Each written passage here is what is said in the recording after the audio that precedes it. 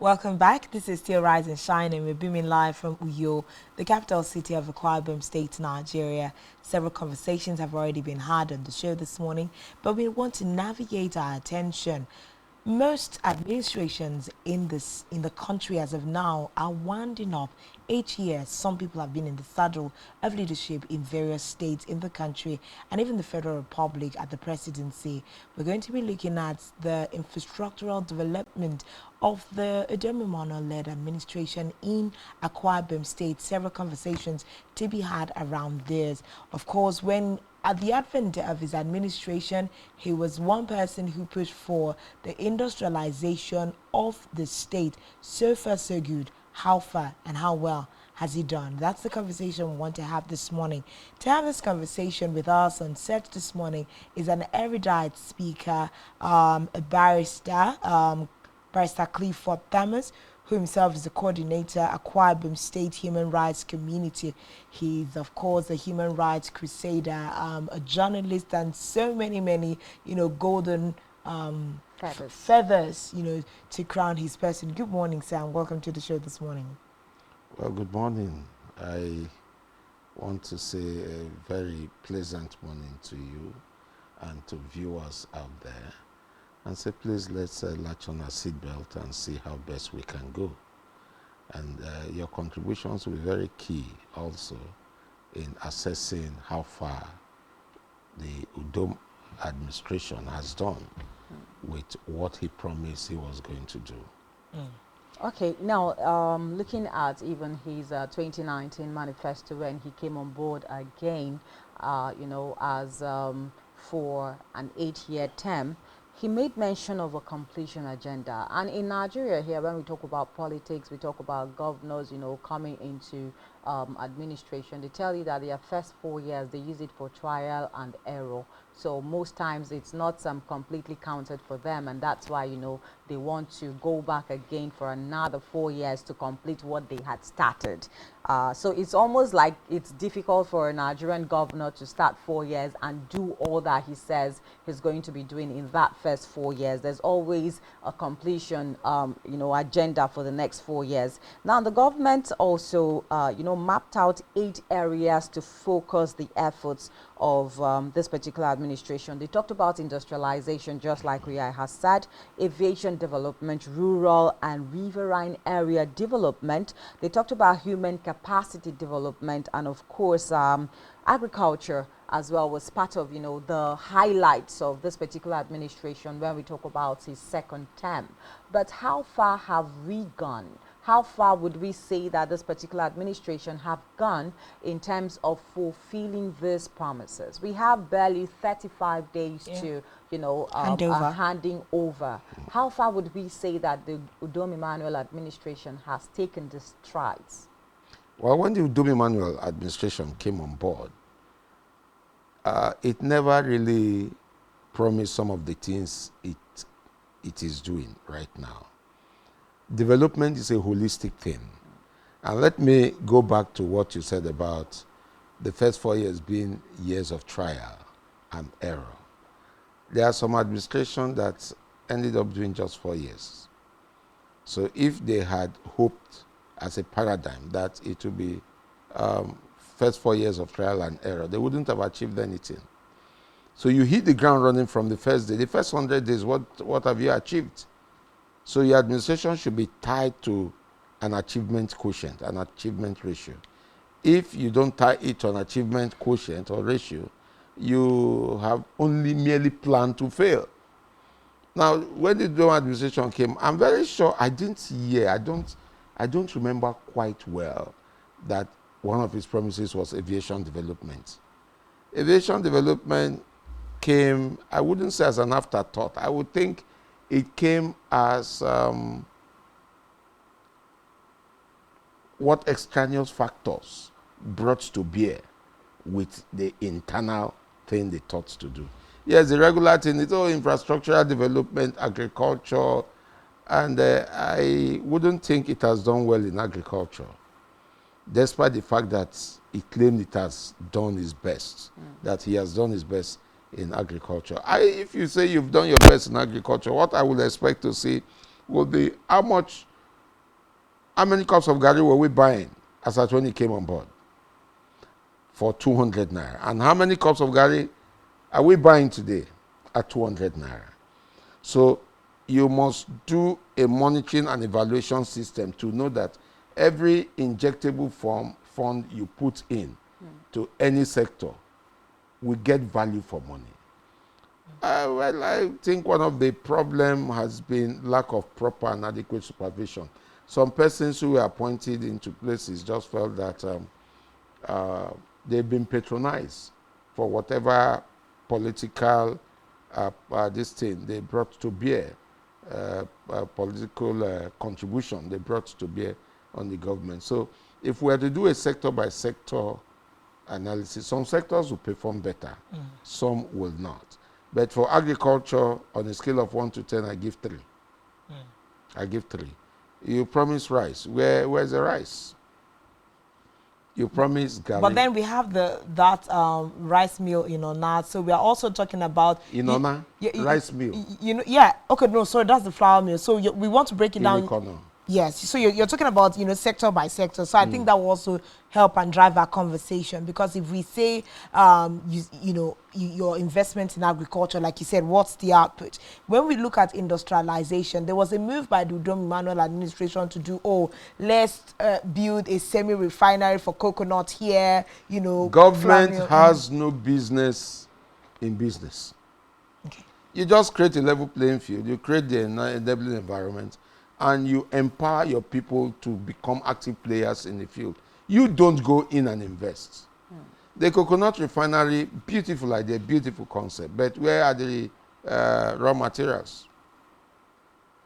The government made efforts to plant coconut, but how many stands of coconut will give us how many coconuts that we can put in the process? Have we started investing from there? No. So this is something that we'll say, okay, fine. Government is a continuum. After all, Udom'S came in and completed some of the things left over by the other governments. So you laid the foundation. Obong Atta laid the foundation for the airport.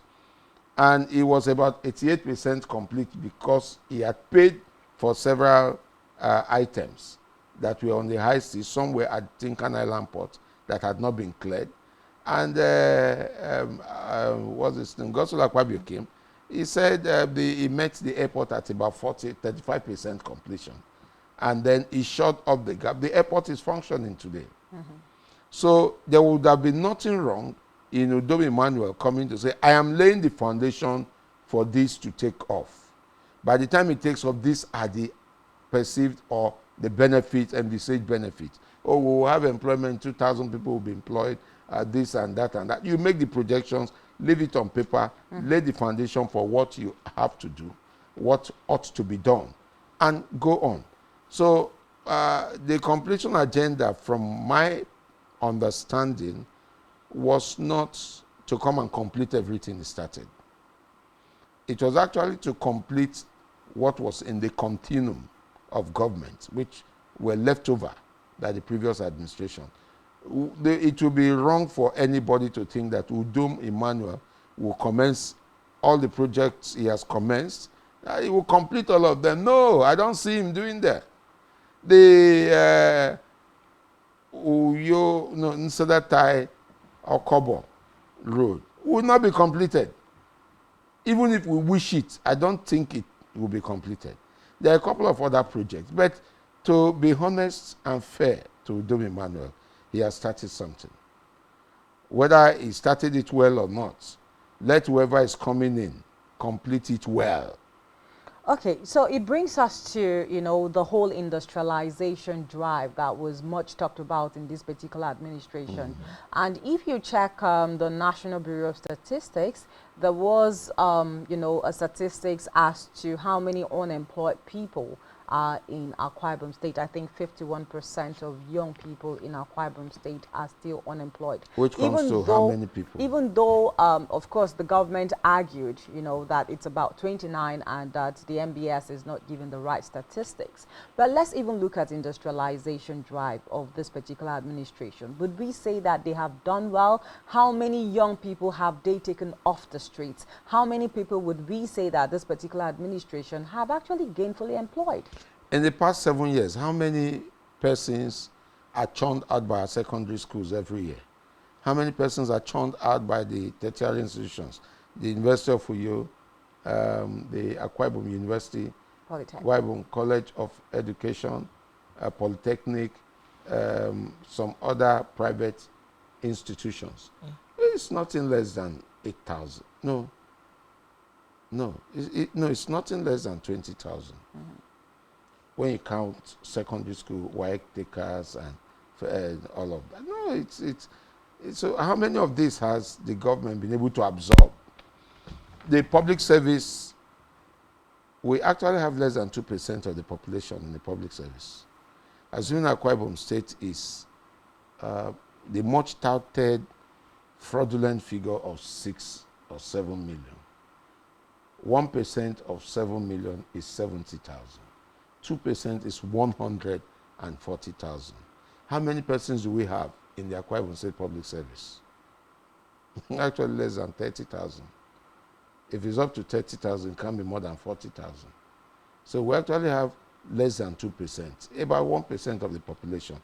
So about 80% of the income of the state goes into servicing only 2% of the population in terms of salary, emoluments, and the rest. Outside infrastructure, and the little the government also reserves money to do with respect to its projects. The government does not have enough money to employ and cannot employ. But for the government to go in to say that we're building industries, toothpick, is it still on? Yes, it's still on. It should be. Toothpick. Yes, it's one of the things. Should be. It's part of the things that were commissioned in this administration in the last 8 years. I am asking a question as of today. Is the toothpick factory still on? You may not know. What are the other factories? The car assembly plant. Has it produced any car yet? It hasn't. You don't know. There are several other things. The government, the syringe factory, the government meant well to say we want to do this. But how many persons were actually employed in all those ventures? And where are those persons today?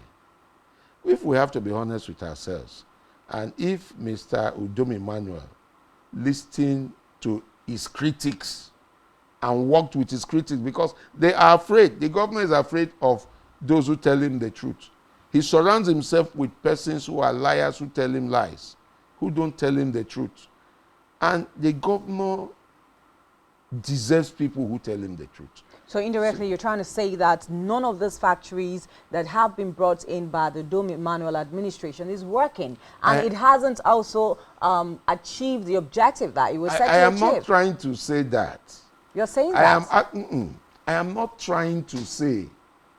I am actually saying with empirical facts and also asking questions from both of you who are journalists that, please, are any of those factories working today? The governor came in, he meant well. The vigor, the energy he put into the drive was so much that you think is an international thing. But you go, the pencil manufacturing factory, how many of those pencils are still on? I would have expected that with the Minister of Education, the Minister of Education should be off-takers of the product of the pencil factory. Then our restaurants, we should have made them to own the factory so that they don't buy toothpick from outside, and then we'll be able to produce more and employ more people to produce. You don't need to be Harvard trained or Oxford trained to know this thing. Anybody from Akpanande market, Ita market, Uyo market, can run the economy of this state excellently well. But when you come in and begin to think that these are all local people who may not know, who don't know, some of them have not even gone to school, it becomes a problem to you. I would have expected a situation where persons who are privileged to be selected by Udom'S Emmanuel will sit him down and tell him the truth. Stop agreeing with those who are making capital gains from the governor's projects and the rest to say this is this, this is. No. We need to tell the governor the truth. Okay, And when you tell the governor the truth, they mark you as an opposition. And well, we have enjoyed that status. And even though I don't belong to any political party, I don't know which opposition party I belong to, but we are seen as those who don't wish the governor well. But we are those who love the governor. We love the governor more than his commissioners and those who are working with him. I think something you said that is very, pungent is the fact that some of these initiatives brought about by the Udom'S Emmanuel administration will be something that can, outlive his administration, things that, they will see the benefit later. Like you rightly, asked, most of those industries have been initiated but did not have the capacity to be running fully. Because, for instance, for a couple of months, the syringe manufacturing company was running. There were people employed, and then it ran into some issues. The current stance with the syringe factory, I personally don't know. But we are talking about, when you bring these industries in and you say, the toothpick manufacturing will be able to employ at least 1,005 people. So far, so good. How many people has it been able to employ? The prospects that these things came with, did they leave out any of them? Would you think that, there were lofty promises? Like you said, maybe the fact that the governor did not pay attention to critics that might have said, okay, this is a way that you'd better present this developmental stride so that it would be better welcomed, by the people. So I'm looking at where do we stand now as a state? Because this continues to be the question, come and show me where these things are. You are asking the same questions that people are asking. Yes, we heard of toothpick factory. Good, lofty idea, beautiful. But where are the toothpicks? Pencil manufacturing factory, where are the pencils? All the projects Governor Udom'S Emmanuel initiated, very good projects. But the strategies were wrong. You had good vision, good mission, good objective, but your strategies were wrong. There would have been maybe he was afraid of what the people will say, because whether he's do something good or bad, the people will still talk. If I were Udom'S Emmanuel, I would have brazen up. Look for people who can run enterprises. Look for people who will not say, you are taking my brother, you are taking my sister for employment. Bring the best hand. That's why Bola Ahmed Tinubu's tenure in Lagos, he brought in fact, his commissioner for finance was an Ibom man, Ben Akabeze. He brought people from different places, different states. Once he discovers that you have the golden touch, the Midas touch to things, he brings you in. He doesn't care whether you have opposed him, whether you have even fought him physically or spiritually. Tinubu will bring you in to make his administration good. That's why today, even in Akwa Ibom State, Tinubu is collecting taxes. His company is collecting taxes in so many states. Why? Because he went with a touch of excellence and brought the best hands he could find. Now, if Ms. Udom'S Emmanuel had brought in very excellent hands, even from outside the state, our Igbo brothers are good at commercial ventures, and you bring it, what do you want? Look at your objective. The objective of this firm is to manufacture so quantity of toothpick, and the off-takers will be there. We have a ready market. Once you produce and people buy, business is on. The turnover will be higher. You now employ more people to join, and the ones who will also understudy the experts. You pay the experts very well and tell them, we have a moratorium for 3 years. You help us manage it and run this business to this point for 3 years. You put people there to say, don't bring somebody from Ona, but if somebody from Ona is there, the person must be very good. And I don't quarrel with that. Even if you bring 20 people from Ona to work in the place, and they are very good, and the objective of the business is achieved, why not? You leave in fact, if we talk of industrialization, I may not be very charitable with my figures, with my scores. We go to, did we talk of agriculture? Yes, we tomatoes. talked about agriculture, yes. Did you remember the issue of tomatoes? Or on the airport road Must you do access. tomato? Must you do the greenhouse at the airport road for everybody to see? No, you can do it elsewhere. If your not has valleys, those valleys, one of the ways to sustain those valleys from crumbling, from becoming gully erosion, very terrible erosion, is to plant cashew nut. The root of cashew nut holds the soil very well.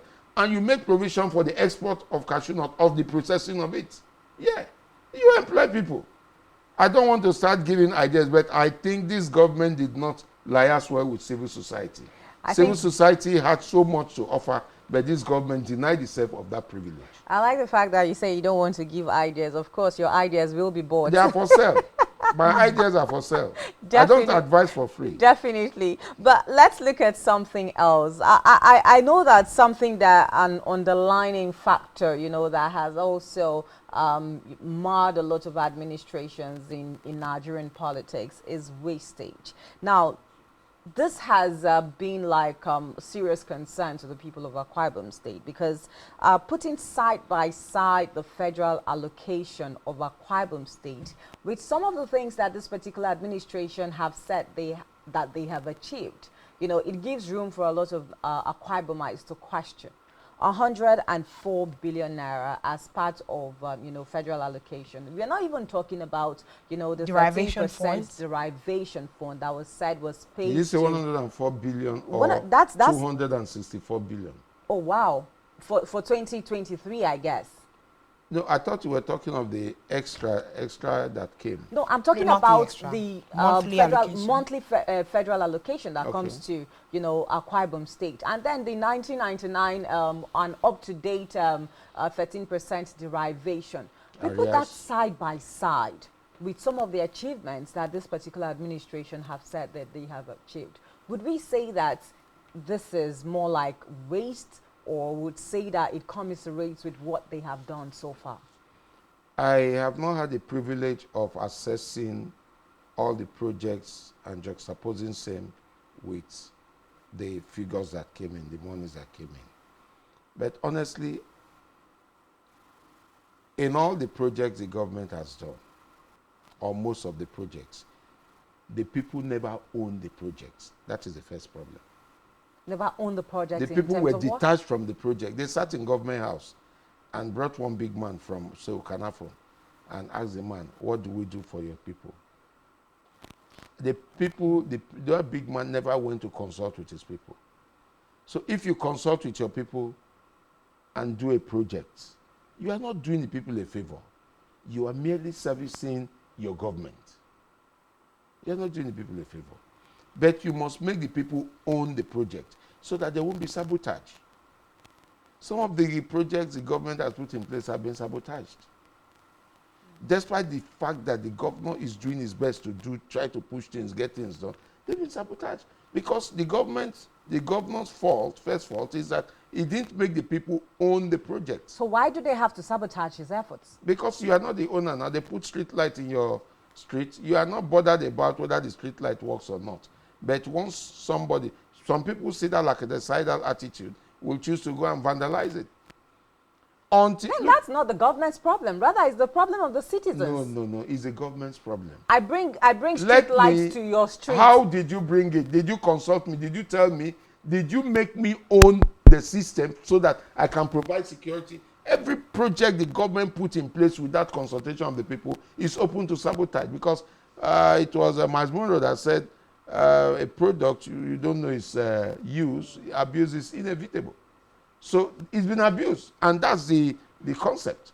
I am saying, if you are to give me drinking water, ask me whether I need drinking water in the presence of everybody mounting boreholes in their houses.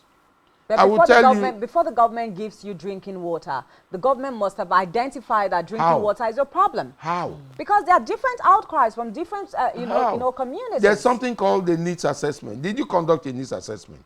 After the needs assessment, did you conduct an EIA to know whether I am even afraid of the product of the EIA, of the environmental impact assessment of the project you want to give me? And say the project will cause flood to submerge my house. And the people come together, they meet with you and tell you, insist that this is what we want. As you begin to do it, you also extract concessions from them that nobody shall vandalize this project. It is your project. We finish, hand over to you, not hand over to the government. So I think some of the problems here we're also looking at in this administration is the fact that, yes, they made attempts to develop, some areas, but then they did not bring those developmental strides to meet the particular need of the people. Of course, there's also accusations as to the fact that most of these attempts to develop was, we saw a lot of moving of these industries and these promissory, developments to our non-local government, as it were. Permit me to disagree. Okay. On two fronts. All right.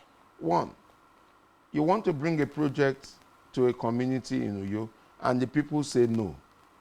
And the project is time-bound. And people in Ona, a community in Ona, say, please, we need it. When they say we need it, it means they will provide security. It means they will own the project. And you notice that it is easier for you to do it there. Why don't you do it there? You see the Nigerian football team. If the 11 active players of the 23, they come from somewhere in Abia State, in fact, a particular local government in Abia State, provided they are doing well, I won't fight against it. Federal character at times spoil things. So I support Mr. Udom'S to take projects to wherever the people will accept and work with him and make sure that the construction process is not sabotaged, the production and the process itself that works there is not sabotaged. It's not every community human project. Some communities may have a very terrible opinion about, this is our opportunity to also eat the national cake. They catch the contractor and say, you must give us matching grant fees. And then if the contractor does not give them what they want, they beat the contractor and steal his equipment. And who will you blame? You blame the government? I would say no.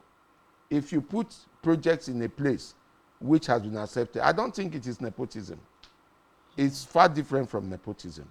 It is the acceptability of the project, but do people actually accept those projects? How many projects has the governor mounted in Ona? Are they working or sabotage? Which means that the people never actually said, give us a project that will protect it. Number two, development is people-oriented. You don't sit down in your office and assume that I need water.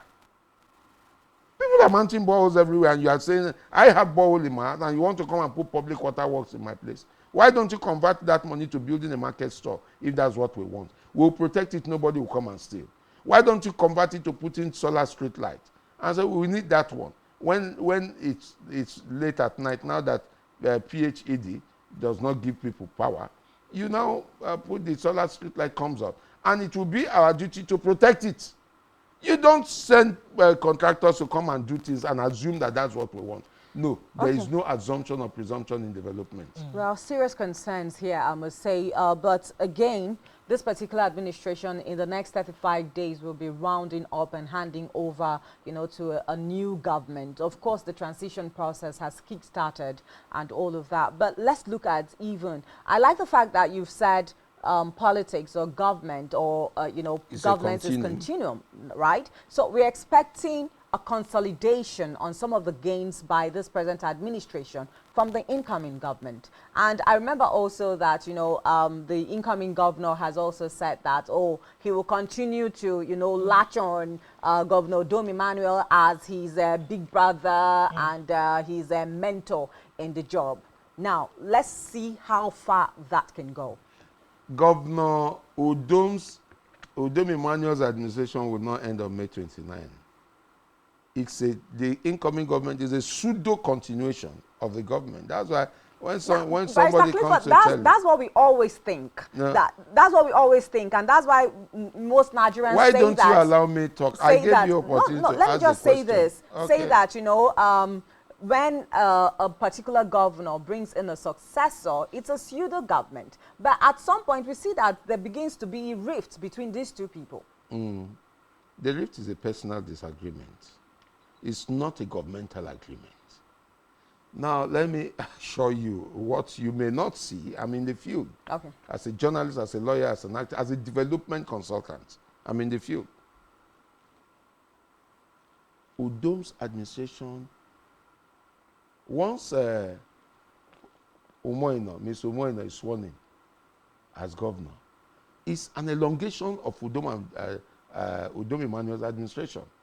He has promised everywhere he went, I will continue with both the success and failure of Udom Emmanuel. And you are sitting down here to say they will fight. Do you know I'm not saying that they will fight. Do you know the kind of understanding they had? When men meet to discuss politics, they drink some bottles of understanding, which you may not know. You can attribute it to whatever thing you call.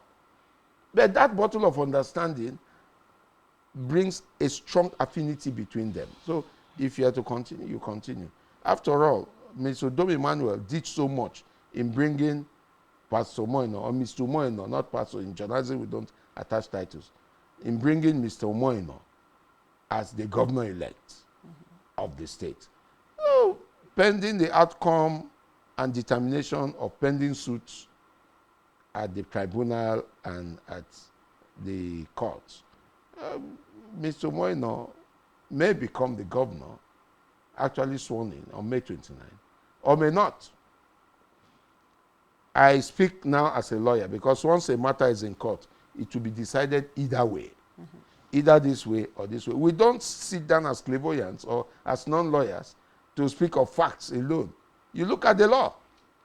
The law will determine that. I told them some time ago that the politicians are playing into the hands of the courts, and the courts are going to decide who becomes governor or whoever. So they should be very careful about that fact, because once it gets to court, you don't know who will win. The factors that determines who wins are strictly in the hands of the court, not in your hands.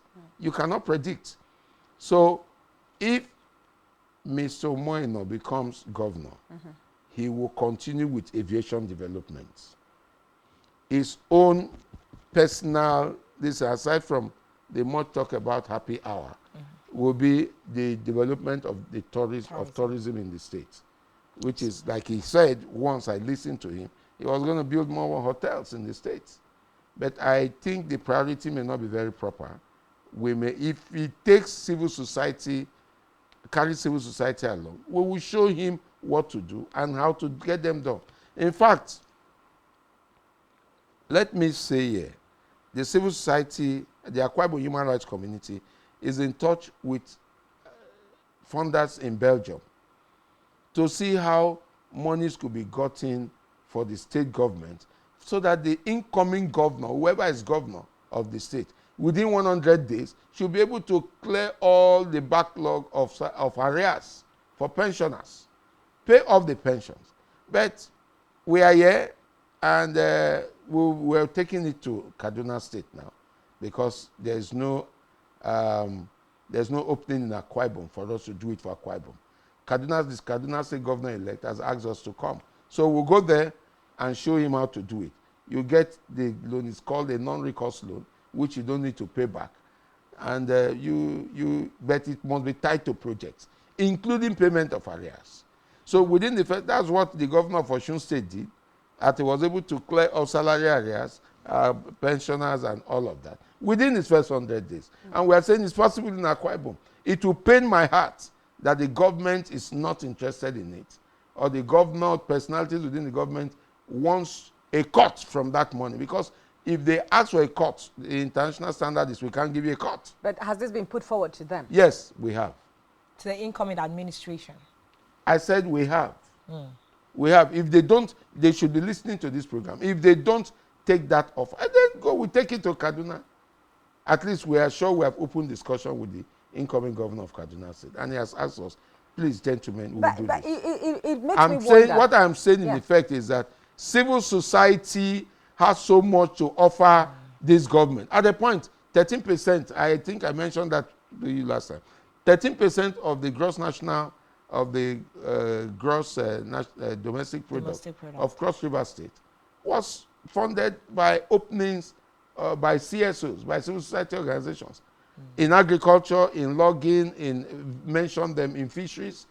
They were done by CSOs. You don't waste money. See, if the whoever comes in as governor must not run the government of Akwa Ibom as a civil service entity. They must look at what are the profit margin. How will it help and benefit our people? With the hope that Omoino is, from the business angle, a private business angle, this is like a hope that we think he can bring to bear in Akwa Ibom. And let's all look a little bit into his Arise blueprint. He says we are going to look into agriculture, revolutionize education, different things under the Arise blueprint. What do you, what chances do you think that he stands? Those scripts were not written by Omoino. They were written by his hangers-on. And they don't even know. There's a difference between the script. What you write is the letter. There's a spirit behind every letter. If you are not the one that originated the concept, you cannot attach a spirit to it.